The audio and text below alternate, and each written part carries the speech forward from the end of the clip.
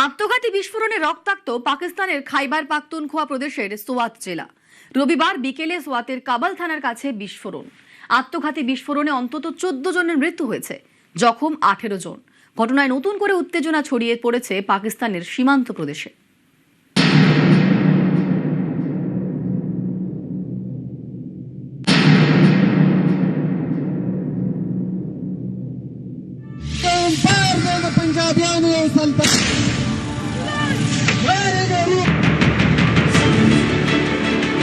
খাইবার পাখতুনখোয়া বললে প্রথমে মনে আসে সীমান্ত গান্ধীর কথা। মহাত্মা গান্ধীর আদর্শে অহিংস আন্দোলন গড়ে তুলেছিলেন সরহদ পারে। খান আব্দুল গফফর খানের নাম হয়ে গিয়েছিল সরহদ গান্ধী বা সীমান্ত গান্ধী। সীমান্ত গান্ধীর অহিংসভাবে প্রতিরোধ গড়ে তোলা সেই প্রদেশ আজ রক্তাক্ত। গত এক বছরে পাকিস্তানের খাইবার পাখতুনখোয়া প্রদেশে তেহরিকে তালিবান পাকিস্তান ও অন্যান্য গোষ্ঠীর হামলা এবং নিরাপত্তা বাহিনীর অভিযানে ব্যাপক অশান্তি, হিংসা, রক্তক্ষয়ী সংঘাত। শুধুমাত্র জুলাইতেই হঙ্গুতে পুলিশ পোস্টে গুলি, 9 পুলিশ কর্মী নিহত। আপার দিলে নিরাপত্তা কনভয় হামলা, 52 চেকপয়েন্টে হামলা, 2টি ক্ষেত্রেই হতাহতের সংখ্যা বহু।